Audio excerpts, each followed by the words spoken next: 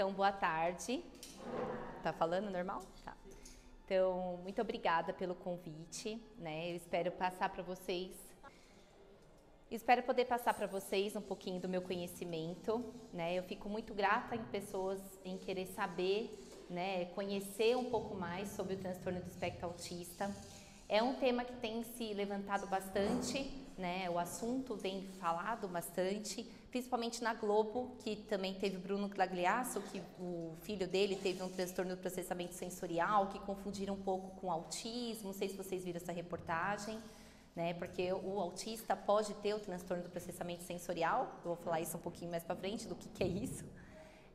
Mas eu fico muito feliz, né, em saber que vocês querem saber sobre o assunto e eu tô aqui para poder ajudá-los, tá bom? Então, eu sou Caroline Ferraça, eu trabalho com autismo desde quando eu estava na faculdade ainda. Eu sou formada em terapia ocupacional, me formei em 2010. Então, já tenho aí uns 13 anos de profissão, sou novinha ainda, mas desde a época que eu estava na faculdade, eu já era acompanhante terapêutica de um paciente com transtorno do espectro autista, né? Então, desde essa época eu já tinha esse interesse em trabalhar com esse público e a minha vida foi caminhando para isso. Hoje eu tenho uma clínica, sou responsável pela clínica Therapy Life, eu e ele, e aí o meu sonho foi concretizado, né? De ter uma equipe, de ter pessoas comigo para trabalhar em prol do desenvolvimento infantil e, em especial, o autismo, que lá na clínica a gente recebe 90% dos pacientes com transtorno do espectro autista, tá bom? Bom, essa sou eu, enfim, fiz vários cursos, fiz aprimoramento de saúde mental, fiz aperfeiçoamento em neurologia infantil, me especializei em integração sensorial, né? Porque para trabalhar com autismo em terapia ocupacional, a gente trabalha com integração sensorial. São equipamentos suspenso, balanço, rede de lycra. Para a criança é muito divertido, né? Mas enquanto ela está lá se divertindo, a gente está trabalhando várias coisas com essa criança. Parte cognitiva, parte sensorial, desenvolvimento infantil e tudo mais, tá? Então eu vou começar contando aqui para vocês. Qualquer dúvida, vocês podem me perguntar, tá? E vamos iniciar então a palestra. O que é transtorno do espectro autista? É conhecido como TEA. Vocês já escutaram esse termo, TEA? Na verdade, semana passada nós tivemos, né? Qual é o nome dela? Ana Clara. Ana Clara, ela esteve aqui com vocês, né? Não sei se todos participaram, mas ela falou um pouquinho, eu assisti a palestra dela. E aí, aqui é conhecido então como TEA, que é um distúrbio neurodesenvolvimento caracterizado por desenvolvimento atípico. O que é desenvolvimento atípico? É quando foge das linhas do desenvolvimento esperado por uma criança, tá? Então, a gente espera que com 6 meses a criança senta, depois com 7 meses a criança engatinha, depois com 9 meses ela já começa a balbuciar, né? Com 6 meses a gente já escuta alguns balbucios, mas isso vai se desenvolvendo. A gente tem uns marcos do desenvolvimento que a gente sabe que é esperado por uma criança. Quando a gente percebe um atraso, e aí normalmente é mais identificado um atraso na fala, a criança pode ter alguma alteração no desenvolvimento infantil. E aí pode ser que tenha o TEA, tá? Então é uma das coisas que a gente levanta uma observação, tá bom? Aí os déficits na comunicação, que é isso que eu falei, da questão da fala, né, da interação social, e os padrões de comportamentos repetitivos e estereotipados. Então, eles têm uma busca por coisas muito específicas e sempre a mesma busca, sempre uma coisa repetitiva, tá? Além de algumas alterações no processamento sensorial. O que é processamento sensorial? Eu vou explicar melhor um pouquinho mais para frente, mas eu vou dar uma pincelada para vocês. A gente está aqui num ambiente com muita informação sensorial. Nós temos a informação visual, que são as luzes que estão aqui. O som, tem um bebê chorando, que é meu filho. E aí, mesmo assim, eu estou conseguindo permanecer aqui, concentrada, falando com vocês. E tem então, a visual, a auditiva, a olfativa. Então, pode ter algum cheiro que, de repente, vocês sentiram por aí, mas mesmo assim, vocês conseguem se organizar e permanecer aqui no ambiente. Visual, tátil. Então, quando a gente está aqui, eu estou com uma roupa, que eu estou percebendo essa roupa no meu corpo, mas para mim, tá tudo bem. eu não estou incomodada com essa roupa, mas algumas pessoas podem estar incomodadas com algum tipo de tecido de roupa, né? Algumas coisas que podem, no dia a dia, incomodar, só o toque de algumas pessoas pode incomodar. Então, por exemplo, quando uma pessoa que tem o transtorno do espectro autista e vocês sabem disso, vocês esperam primeiro ela vir até você para saber se ela permite que você abrace ela, que você permite que a pessoa só dê a mão para você, né? Então, você espera o que é mais confortável para essa pessoa. Porque algumas vezes um toque, que às vezes para a gente pode ser tranquilo, mas para aquela pessoa pode ser um toque aversivo, que a gente fala, que é completamente como se fosse um alfinete enfiando no corpo da pessoa. É essa a sensação, tá? Então, a gente tem que sempre respeitar o corpo dessa pessoa. Na verdade, a gente tem que respeitar o corpo de todos, né? Mas, se a gente sabe, a gente pode ajudar um pouco mais essa pessoa no dia a dia, tá bom? E aí, o repertório restrito de interesses e atividades. Então, eles têm um hiperfoco. Também vou explicar melhor mais pra frente. Mas, por exemplo, eu gosto muito de avião. Eu vou saber tudo sobre avião. Eu vou saber os tipos de aeronaves, eu vou saber que horas que o avião sai, qual a velocidade do avião, quantidade de passageiros por cada avião. Eu vou saber tudo sobre aquele interesse, aquele tema, tá? Então, uma das características do TEA. Pode passar. Qual que é a causa? Por que as pessoas têm TEA? Porque a maior explicação que tem no mundo inteiro é a questão genética, tá? Então, não é que normalmente acontece que o pai e a mãe passam o gene para os filhos. Não, pode ser que exista uma mutação na hora da fecundação, tá? Então, fecundou e aí existe uma mutação e aí a pessoa pode vir com o transtorno do espectro autista. A criança nasce com o transtorno do espectro autista? Sim, tá? Não existe vai adquirir mais para frente, não.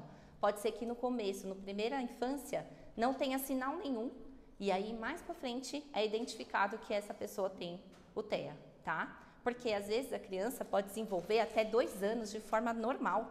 Dentro do esperado, normal é tudo um parâmetro, mas dentro do esperado dos marcos do desenvolvimento. Só que aí, com 2 anos, a criança para de falar, para de interagir, para de comer, para de se comunicar. E aí a gente, o que aconteceu com essa criança? Ela adquiriu o TEA. Não, ela já tinha o TEA, só que ela só apresentou os sinais a partir de 2 anos de idade. Isso é muito comum acontecer. E aí as mães sofrem um luto, né? Porque você pensa uma criança que se desenvolveu super bem, do nada para, né? Aí a criança não consegue responder tudo aquilo que ela respondia antes, tá? Então, eu já tem as mutações genéticas. É uma falha no processamento do desenvolvimento cerebral, logo no início da formação do feto, tá? Logo na formação do feto, existe uma falha que aí vai atacar o sistema nervoso central e aí a criança pode nascer com o TEA, tá bom? Pode passar, por favor. Então, aqui é importante, alterações genéticas podem ser hereditárias ou mutações novas que ocorrem durante a fecundação. Não significa que foi passado pelos pais, foi o que eu falei. Tudo que é hereditário é genético, mas nem tudo que é genético é hereditário. Deu para entender a diferença? Tá? Pode passar. Aí a outra causa são os fatores ambientais. Esse é algo que ainda está em estudo, não tem comprovação científica, então é algo que a gente ainda está tentando entender, tá? O que é isso? O uso de ácido valproico, que é um tipo de medicação, né? Se a mãe ingere esse ácido valproico na gestação, a criança pode nascer com TEA. Pode ser. A outra coisa é que o pai, com mais de 50 anos, pode ser que uma causa para a criança nascer com TEA. O pai, não a mãe, tá? Eles falam que é o gene masculino. E a exposição materna a toxinas, poluentes do ar, parto prematuro, uso de maconha e infecções graves. O uso de maconha e outras drogas já causa alterações cognitivas, né? Isso já é uma coisa conhecida, então a criança está em desenvolvimento lá na barriga da mãe. Se a mãe usa algum tipo de droga, que seja a bebida alcoólica ou até maconha, outras drogas mais graves, existe comprovação de que pode dar alterações cognitivas. Mas aí estão falando também sobre o TEA, tá? Aí dados do IBGE, que é bem interessante, que atualmente tem 2 milhões de autistas no Brasil, sendo que no Brasil existe 200 milhões de habitantes. Isso significa que 1% da população está dentro do espectro autista, tá? Então é muita gente, muita. Mas por que esse crescimento, tá? Pode passar. O crescimento pode ser dado por conta de informação. Então, hoje nós temos mais informações sobre o assunto, né? Tem muitas pessoas tendo diagnóstico tardio, que a gente chama, que aí é com 30 anos, 20 anos, 17 anos, 18. Por quê? Porque essas pessoas, elas começam a perceber que algumas coisas que ela tem de característica tem algo próximo ao TEA. E elas começam a investigar. Não é, mas eu tenho isso daí, isso eu tenho, isso eu apresento, isso eu tenho dificuldade. E aí a pessoa começa a ir atrás e acaba que recebe um diagnóstico, tá? Então isso pode acontecer, né? Bastante pessoas até que eu conheço aconteceram isso. As crianças, quando elas começam com alguma alteração, os pais estão indo para o médico e o médico está falando mais sobre o TEA, tá? Então isso é interessante também. E aí, antes de fechamento de diagnóstico, que é dar o nome TEA, eles já mandam a criança para fazer um monte de tratamento. E isso é maravilhoso, porque quanto mais cedo a gente consegue a intervenção terapêutica, melhor para a criança, né? O desenvolvimento dela é mais rápido. E aí, o DSM-4, alguém já ouviu falar sobre isso? É tipo como se fosse um livro dos médicos. É lá que eles colocam a nomenclatura dos transtornos, a nomenclatura de doenças, é lá que eles nomeiam as alterações que a pessoa tem. Lá antigamente, no DSM-4, que foi montado em 93, se eu não me engano, né? Em 93 eles não falavam de transtorno do espectro autista. Eles colocavam lá nomenclaturas diferentes. Então, dificuldade na comunicação, alteração sensorial, tudo solto, tá? E aí lá no DSM-5, que foi feito em 2013, lá em 2013 eles já colocaram essas questões tudo como o transtorno do espectro autista, tá? Então eles nomearam como isso. E aí então começou a surgir mais pessoas com TEA, porque juntaram a nomenclatura. Também isso é uma das justificativas, ok? Pode passar. Então, existem níveis do TEA, né? O nível 1 de suporte, nível 2 de suporte, nível 3 de suporte. O que significa isso? O nível 1 é uma pessoa que tem mais independência no seu dia a dia. Tem uma funcionalidade boa, ela consegue trabalhar, ela consegue exercer as coisas do seu dia a dia e tá tudo bem. Tem algumas questões que são difíceis para ela, mas ela consegue lidar bem com isso, tá? Nível 2, a pessoa já tem um nível de funcionamento moderado. Ele até consegue exercer as funções no seu dia a dia, mas pode ser um pouco mais difícil e pode ser que eles precisam um pouco mais de suporte. O nível 3, eles têm mais dificuldade até nas coisas simples do dia a dia. Escovar os dentes, fazer xixi, tomar banho, sabe? Essas coisas são básicas pra gente. Pode ser que eles precisam muito mais de ajuda do que a pessoa com nível 2, tá? Antes era nomenclatura de leve, moderado e grave, né? Hoje a gente utiliza um outro termo, tá bom? Pode mudar. Então vamos pensar nos sinais, tá? Como a gente identifica uma pessoa que possa ter o TEA? Contato visual. Ah, a pessoa com TEA não tem contato visual. Não, a pessoa com TEA tem contato visual. Só que às vezes para ela é difícil manter esse contato visual. A gente está aqui numa conversa, normalmente a gente consegue manter, né, esse olho a olho. Mas aí eles já têm mais dificuldade, eles, né, acabam fugindo um pouco o olhar, volta, daqui a pouco volta de novo. Então isso é mais difícil. Só que eu tenho um paciente, por exemplo, que ele tem um hiperfoco na nossa face. Então, ele vive assim o tempo todo. Então, assim, por isso que eu falo, espectro autista, né? Cada um vai ser de um jeito, não existe uma nomenclatura certa, única, né? Todo mundo que tem o transtorno do espectro autista vai ser de uma forma, vai sentir as coisas de uma forma diferente. Então, pode existir pessoas que têm um hiperfoco na face, igual o meu paciente, e ele fica assim. E todo mundo que passa, ele tá assim. Aí você fala, ele TEA? Né? Ok. E aí, o outro, a dificuldade em compreender as expressões faciais, sociais, e aí a gente já percebe lá o bebezinho. O bebezinho está sendo amamentado, a mãe tem essa interação com o bebê. Oi, bebê, tudo bem, lindo, não sei o quê. O que acontece? O bebê, ele vai olhar vai sorrir, vai olhar para a mãe, vai procurar a mãe, vai entregar um brinquedinho para a mãe, né? Isso a gente já percebe lá com uns 3, 4 meses. A criança tem uma pequena interação, não é super, mas já existe, né? Então aí esses já a gente começa a perceber, ué, o bebê não interage. O bebê a gente mexe com ele, a gente fala e ele não tem reação. Então é algo da gente também já observar, tá? Porque, na verdade, essas expressões faciais e sociais, isso não é só na fase de bebê, né?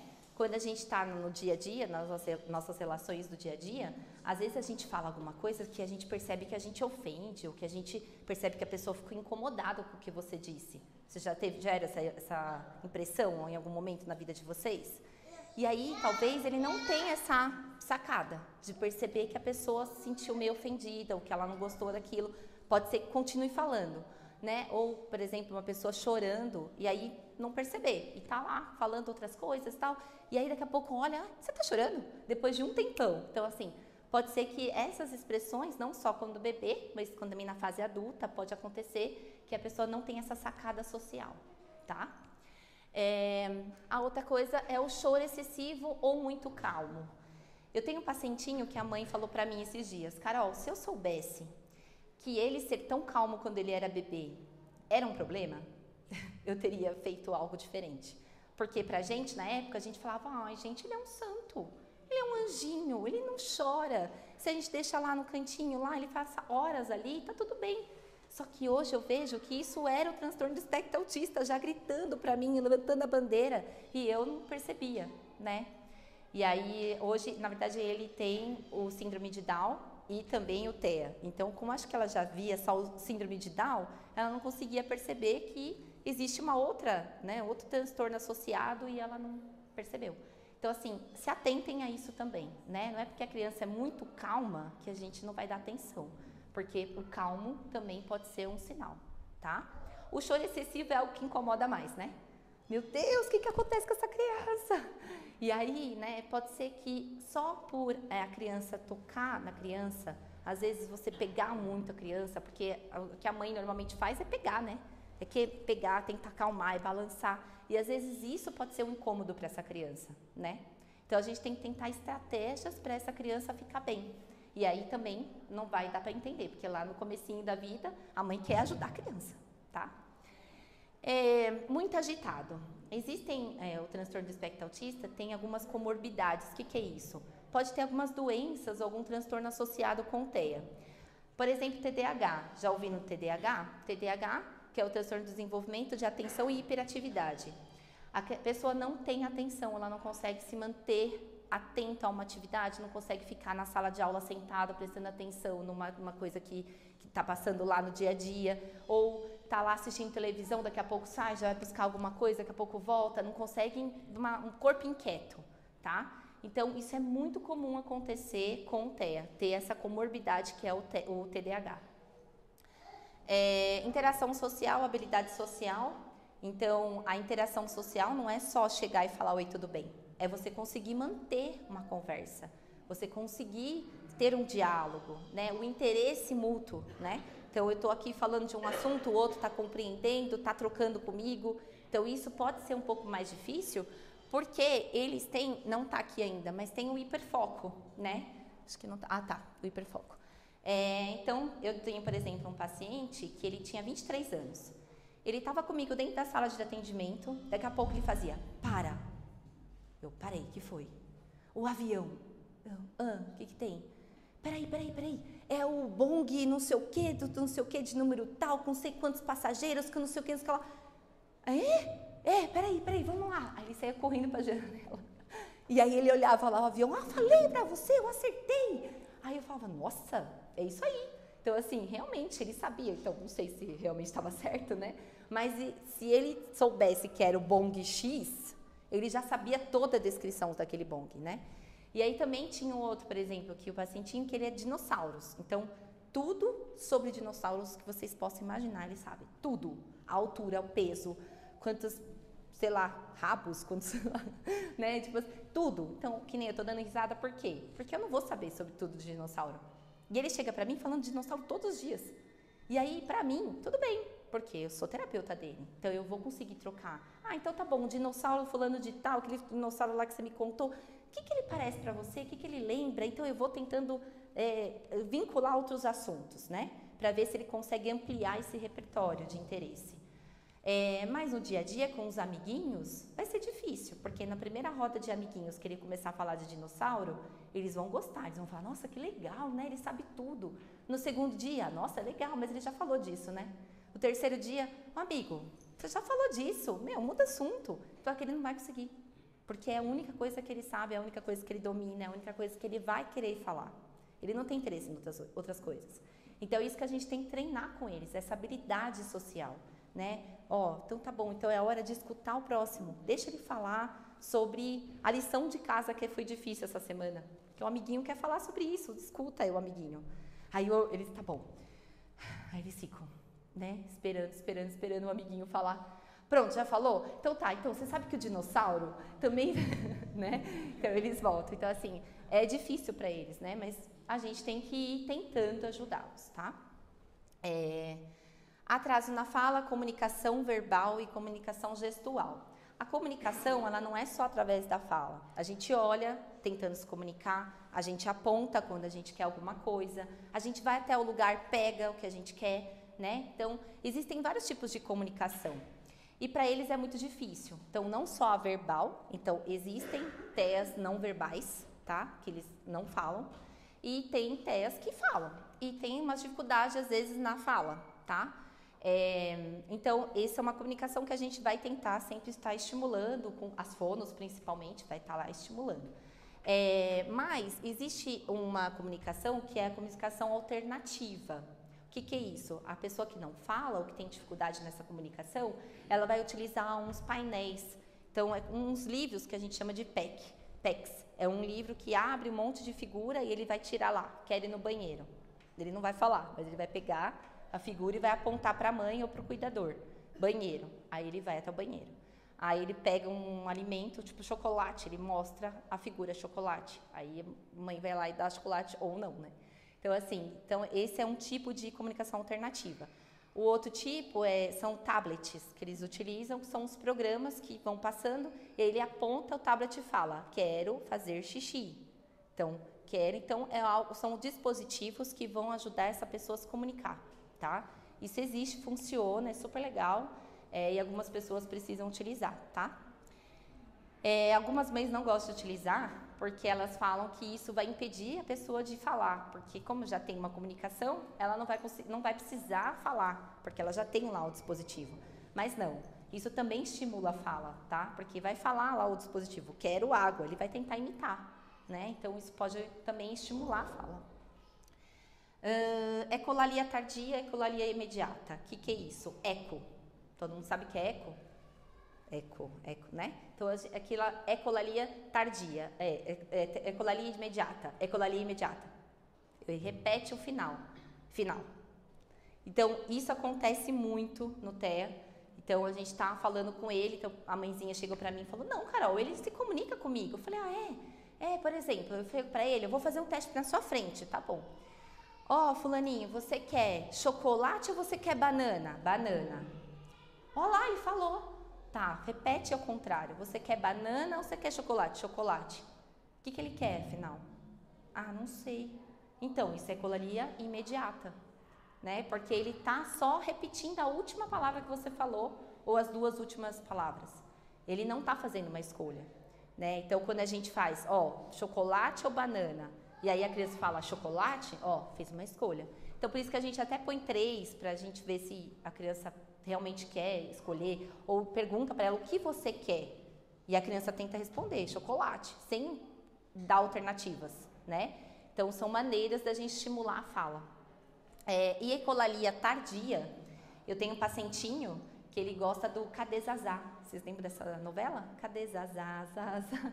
Ele fica no meio da terapia, cadê Zazá, Zazá, Zazá? Porque a mãe dele diz que o hiperfoco dele são as novelas antigas da Globo. Então, ele vai lá, põe a Globo antiga e fica, porque tem prece na rede aberta, na televisão aberta, tem um canal que são a Globos antigas, eu não sei qual que é. Globoplay? Então, ele fica lá, assistindo, né? Então, isso que ele gosta. E aí, ele fica reproduzindo isso depois, que aí a gente chama como ecolalia tardia. Não é um tipo de comunicação, ele só está reproduzindo, só está repetindo, tá? Rastreamento visual. Existem alguns comportamentos que o TEA apresenta que é como se fosse algo que ele sente um prazer, ele gosta daquilo. Então, por exemplo, alguns movimentos oculares é muito comum da gente vivenciar. Então, não sei se você... Qual é a clássica, sabe? O pneu do carro que fica rodando. Isso é bem clássico do TEA. Pega o carro, não dá função para ele, gira ele e fica só no pneu. Então, eles gostam dessa busca visual. Ou se não, pega o carrinho e fica assim.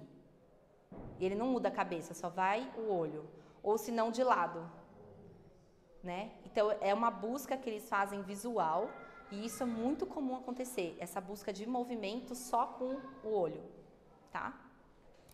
Pode ir.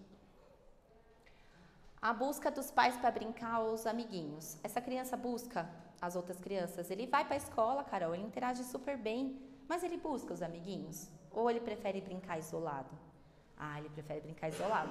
Aí a mãe fala, já aconteceu isso? Ah, não, ele brinca super bem na escolinha. Para a escola fala que ele vai super bem. Aí eles mandam a foto das atividades que foram realizadas na escola. Sempre a criança está no canto da sala. Sempre a criança está no canto da sala. Aí eu falo, tá bom, então vou marcar uma reunião com essa escola. Vou lá observar. Aí você chega lá, a criança está no canto. Não interage, né? Então, às vezes, a percepção do outro, né, não é que a escola está mentindo, mas às vezes a escola não conseguiu identificar, que é uma dificuldade, né? A criança não está conseguindo interagir com os demais, ela só fica no mesmo ambiente, mas não interage. Então, isso também é algo para a gente observar, tá, no dia a dia. Às vezes, na família, né, os priminhos, ele brinca mais sozinho, ele consegue interagir com esses priminhos, tá? Então, a gente consegue ir observando. Comportamento inadequado, a birra. Ah, não, tem outra coisa aqui em cima. Brincar funcional, já pulei um monte. Brincar funcional. O brincar funcional. Então, pega o carrinho e fica assim. Ah, mas ele sabe brincar. Sabe? Mas o que mais ele faz com o carrinho? Só isso, ó. Ele fica o dia inteiro assim. Então, ele não brinca funcional. O carrinho tem que subir montanha, tem que descer montanha, tem que subir a parede, tem que pegar outro carrinho, bater de frente... Aí pegar um bonequinho, colocar em cima do carrinho e brincar que eles vão lá passear. Então, assim, isso sim é brincar funcional. Quando a gente começa a fazer histórias com aquilo, começa a ser muito legal aquilo tudo. E aí tem crianças que não fazem isso, eles ficam só no brinquedo, sem a função do brincar, né? Só a exploração do brinquedo em si. Necessidade de seguir rotina e previsibilidade. Isso é algo organizador. Previsibilidade, o que é isso? Olha, antes, Carol, minha irmã me convidou para vir aqui. Ó, Carol, a gente vai ter uma palestra, tal dia, um mês de antecedência, mais ou menos. Ó, vai ter tantas pessoas, é um lugar assim, assado. Então, assim, você já começa a prever aquilo. Ah, tá bom. Você se organiza para isso, né? Mas no dia a dia tem imprevistos, né? Então, a gente está andando, o carro fura o pneu, a gente vai ter que parar do nada e arrumar esse pneu. E aí, pode ser que isso seja algo desorganizador para a criança, tá? Porque fugiu da rotina dela, fugiu do esperado. Ela não chegou a tempo do que ela esperava no lugar que ela queria. E isso pode ser muito ruim. Aí ela pode ficar desorganizada, ela pode ter uma crise, ela pode chorar muito, ela pode ficar muito mal por conta disso, tá? Então, é muito importante a rotina ser seguida. Rotina para todas as crianças é importante, porque é organizador, mas para o TEA é muito mais. Tá? Comportamento inadequado ou birra. Ah, essa criança só chora. Meu Deus, mas só faz birra, só se joga no chão, não faz nada, não sei o que acontece com essa criança. Na verdade, a criança está desorganizada também, né? Ela está numa crise, pode ser até uma crise sensorial. Ela está precisando de acolhimento, né? Ela está precisando se comunicar, ela quer alguma coisa e não conseguiu dizer. Imagina uma criança querendo chocolate e não conseguir falar que quer chocolate. Ela vai ficar muito brava. Ela vai se jogar no chão, ela vai chorar, ela vai começar a morder. A criança se morde, se autoagride, agride a mãe. Aí a mãe fica brava, bate na criança, aí pronto. Aí que a crise vem mesmo, tá? Então, é muito difícil para a criança que não consegue essa comunicação e o comportamento inadequado pode ser por conta disso, porque ela não consegue dizer o que ela quer. Estereotipia, autorregulação. Já viram alguns movimentos repetitivos, né? Então, alguns TEAs têm a estereotipia. Então, ele pode ter alguns movimentos, aí daqui a pouco está andando de novo, daqui a pouco faz de novo. Ou pulinho, ou de repente corre de um lado para o outro, corre de um lado para o outro, daqui a pouco volta, aí já fica bem. Então, a gente chama como autorregulação. A criança está conseguindo organizar o corpinho dela, com esse movimento repetitivo, ela consegue organizar o corpinho dela e depois ela continua fazendo o que ela está precisando fazer, tá? Então, não se barra a estereotipia. A gente não para a criança no meio do caminho, para de correr. Não. Só se isso começa a ser uma coisa que está machucando a criança ou algo que está prejudicando a criança, tá? Então, claro que a gente não vai deixar a criança se mordendo. Tem estereotipia que é bater na cabeça, né? No rosto. Tem um paciente que do nada, ele faz 3 vezes. E a gente tem que ser muito rápido para dar uma freada nisso, porque senão ele se machuca. Então, obviamente que a gente não vai deixar ele fazer coisas que se machuca, né? Mas é importante ter estereotipia em alguns momentos, porque ele vai conseguir. Então, muitas mães falam, ai, Carol, quando ele está muito feliz, ele pula e faz assim. É isso mesmo. É que ele está tentando dizer, ó, minha comunicação tá muito legal. E aí ele faz esse movimento, tá? Alterações sensoriais. É aquilo que eu expliquei lá no começo, né? Então, a gente tem esses monte de sensações aqui e a gente consegue permanecer me ouvindo. Vocês estão conseguindo ficar aí na cadeira me escutando. Dentro dos 5, estão as 5 sensações que a gente tem, né? Que é a audição, o gustativo. Então, ela acabou de beber um copo d'água. Então, ela sentiu que ela precisava hidratar a boca dela. Então, ela vai lá e toma uma água. Então, a gente tem uma sensação, que é a gustativa, a olfativa, visual, auditiva, e tem mais 2, que não é muito falada, que é a proprioceptiva e a vestibular. O que é isso? É a capacidade da gente conseguir ficar onde vocês estão, com equilíbrio e percebendo o corpo de vocês. Então, vocês percebem que vocês precisam de algum ajuste, de vez em quando vocês estão mexendo, muda a perna de lugar, porque o corpo de vocês está pedindo esse tipo de ajuste. Isso é a propriocepção. E o vestibular que vocês estão conseguindo... Lembra, alguém já teve aquela sensação de tontura, labirintite? Né? Então, aquele líquido que nós temos dentro do ouvido, né? Do TEA, pode ser que isso seja desorganizado. E aí a criança cai muito. A criança não consegue andar muito bem. Nossa, Carol, ele tropeça toda hora. Porque ele não tem a percepção do próprio corpo dele.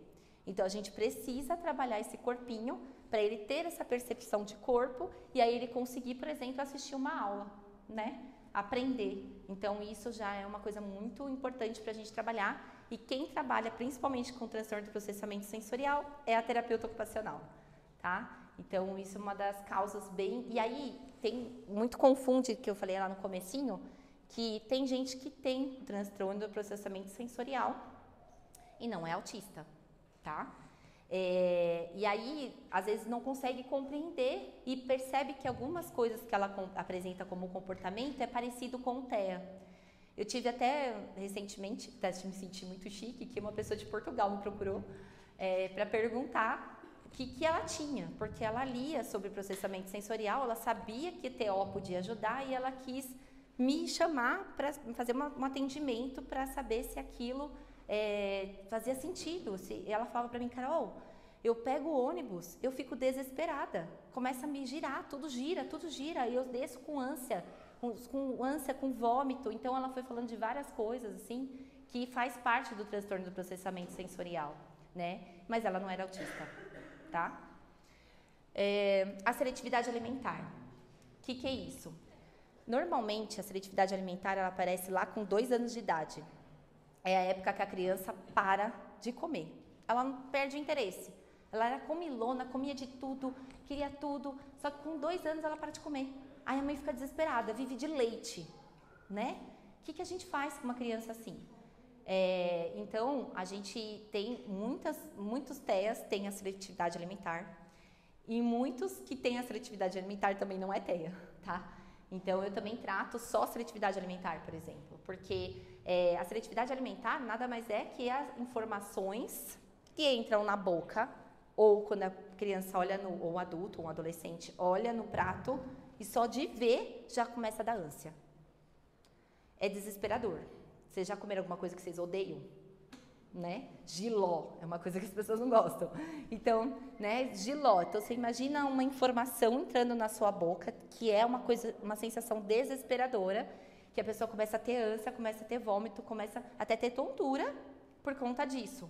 Então, na TO, a gente também vai trabalhar, porque isso também faz parte do processo que entra de estímulo sensorial, né, do processo sensorial. Então, eu também vou trabalhando isso para a gente conquistar que essa criança amplie o repertório de alimentos que ela come. É real, assim, tem gente que vive de leite, né, com 3 anos, 5 anos de idade, com leite. Né? É triste, assim, porque as mães ficam completamente desesperadas. E quanto mais desespero você tem, mais a criança não come.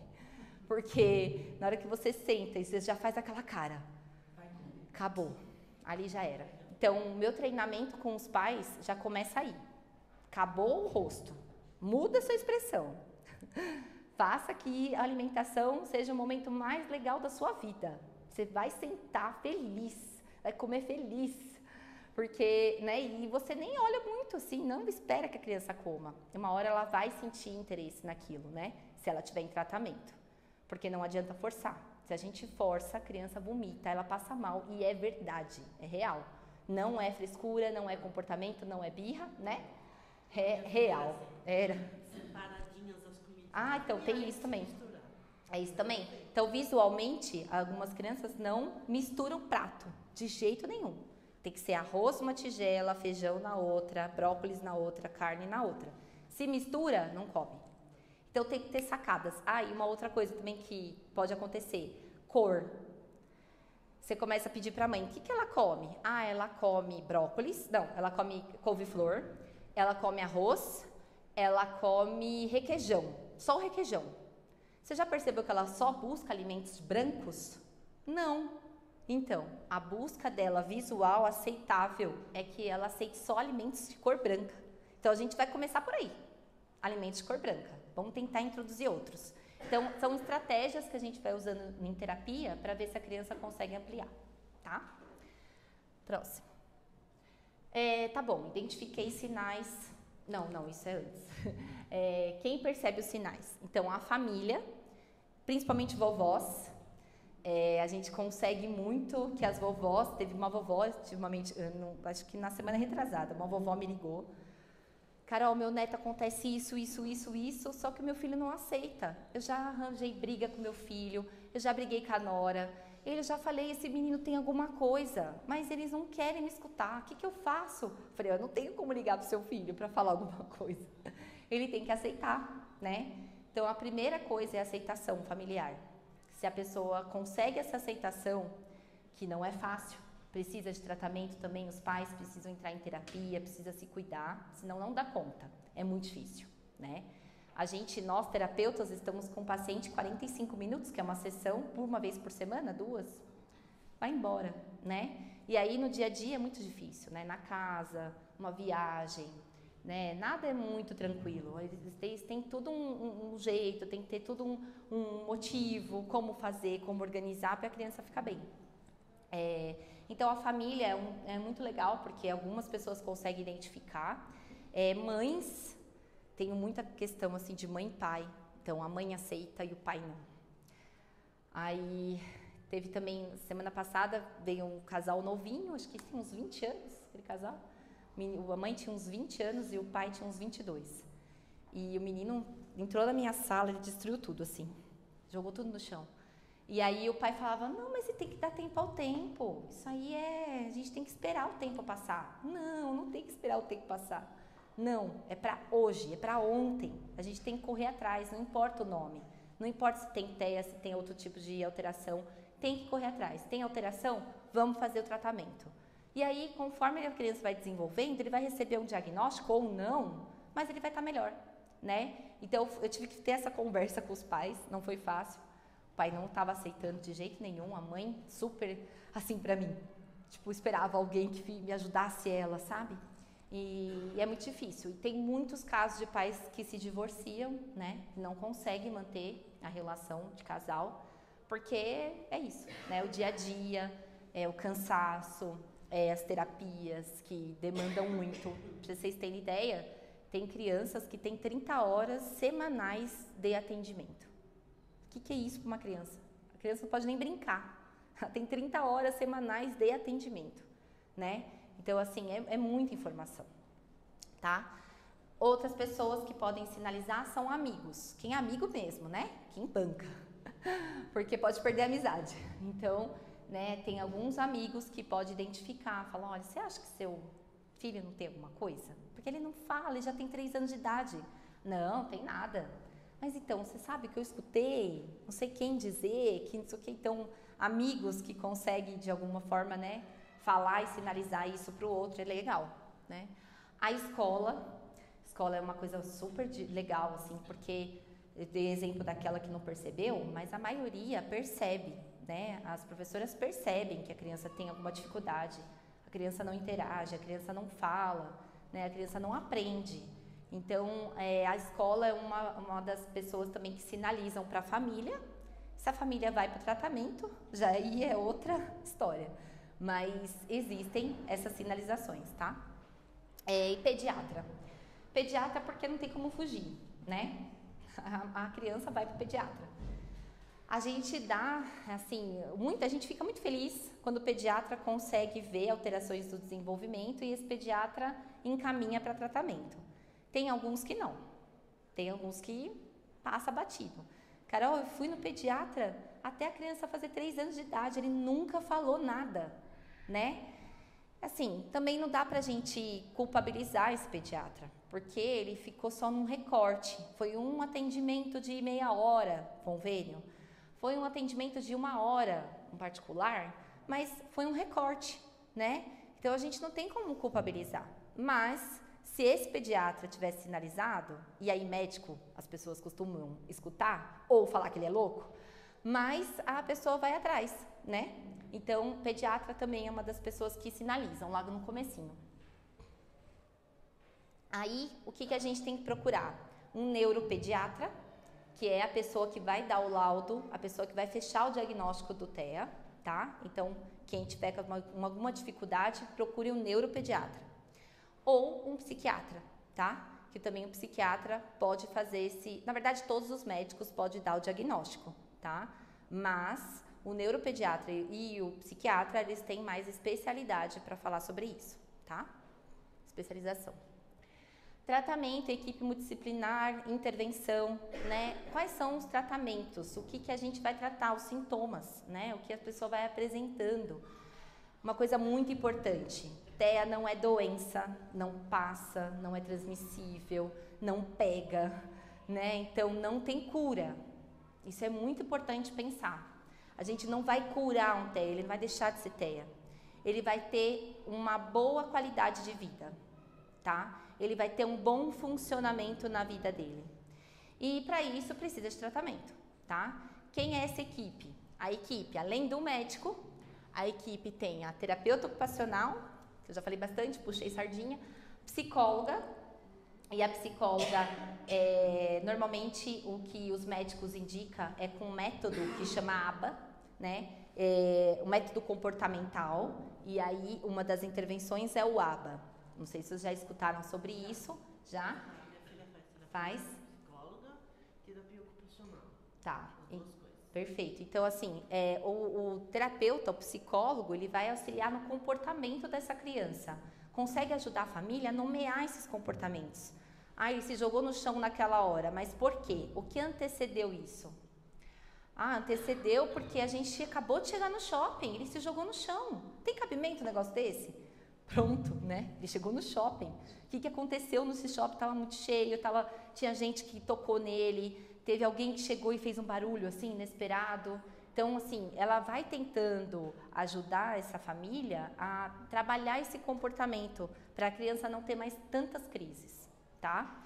Fonoaudióloga, principalmente na questão da fala, da comunicação e também na seletividade alimentar. Tem fonoaudiólogas que vão entrar na boca da criança mesmo para trabalhar as sensações que vão receber essas informações dentro da parte oral, tá? Acompanhantes terapêuticos, que são profissionais que ficam, por exemplo, em escola, na casa, que acompanham essa criança no dia a dia. Então, ela que vai ser a ponte entre a psicóloga e as outras terapeutas, para essa criança conseguir se comunicar na escola, para ela interagir com os amiguinhos, porque assim, só a sala de aula com uma professora e às vezes um auxiliar, que às vezes nem tem, é mais difícil dessa criança ter essa, né, essa interação.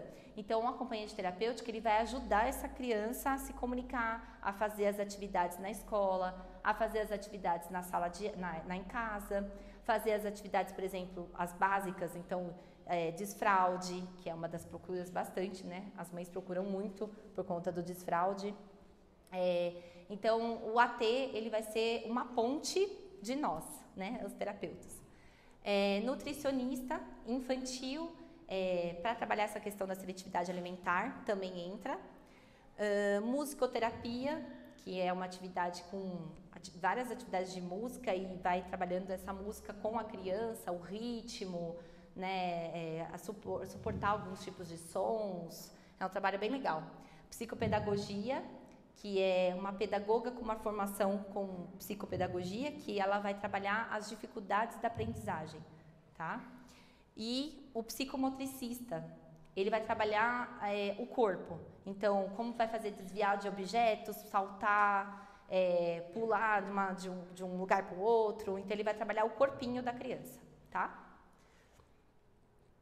Gente, eu vou passar aqui um vídeo que é mais ou menos, não estou dizendo que são todos que vão sentir dessa forma, mas alguns, e é de uma forma mais exagerada, para vocês conseguirem mais ou menos ter uma visão, uma percepção de como é ser uma pessoa com TEA, tá? Então, depois eu falo o que vocês depois vão me dizer o que vocês observaram do vídeo para a gente conseguir conversar.